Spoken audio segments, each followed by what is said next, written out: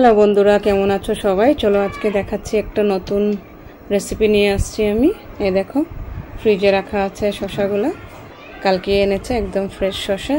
শসাগুলো এইভাবে কেটে নিয়েছি কুচি কুচি করে, আর দুটো লঙ্কা কেটে নিয়েছি। দেখো একদম ভালো করে কেটে নিয়েছি, সব কিছু রেডি করে নিয়েছি। এখন আমি বসিয়ে দিলাম গ্যাসে কড়াই, তারপর তেল দিয়ে দিয়েছি, ফোড়ন একটা দিয়ে দেবো, তেজপাতা, শুকনো লঙ্কা আর একটু মেথি দিয়ে তারপরে এইভাবে কেটে রাখা শসাগুলা দিয়ে দিয়েছি। তারপর একটু হলুদ গুঁড়ো, তারপর জিরে গুঁড়ো আর একটু নুন দিয়েছি। খুব ভালো করে মিক্স আপ করে নেব। এইভাবে খুব সুন্দর করে নাড়িয়ে,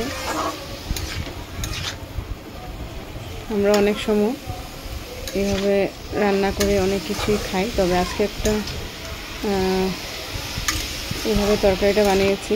আমি দেখাচ্ছি কী দিয়ে বানিয়েছি, দেখো। তারপরে এইভাবে তরকারিটা ভালো করে নাড়িয়ে চাড়িয়ে, চলুন দেখি। ফ্রিজে রাখা আছে আমার এখন কাতলা মাছের মাথা। এই দেখো, মাছের মাথাগুলো এইভাবে আমি তরকারিতে দিয়ে দেব। দেখো, আমরা অনেকে চাল কুমড়া বা লাউ দিয়েও মাছের মাথা দিয়ে বানাই, তবে আজকে আমি শসা দিয়ে বানাচ্ছি।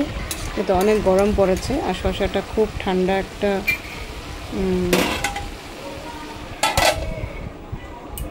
Water soluble vitamins. এটাতে খুব ঠান্ডা, আমাদের শরীরের জন্য ভালো এই গরমে খাওয়া। তাই আমি মাছের মাথা দিয়ে শসা দিয়ে এই তরকারিটা আজকে বানিয়েছি, আর খুব ভালোই লাগে খেতে গরম গরম ভাতের সাথে। মাছের মাথাগুলো এইভাবে দেখো, প্রায় 20 মিনিট আমি রান্না করব। তারপর মাছের মাথাগুলো এইভাবে ভেঙে দিয়েছি। মাছের মাথার একটা রেসিপি। এইভাবে রান্নাটা হয়ে যাওয়ার পরে তারপরে আমি ফিনিশিং দিয়ে দেবো একটু ধনেপাতা।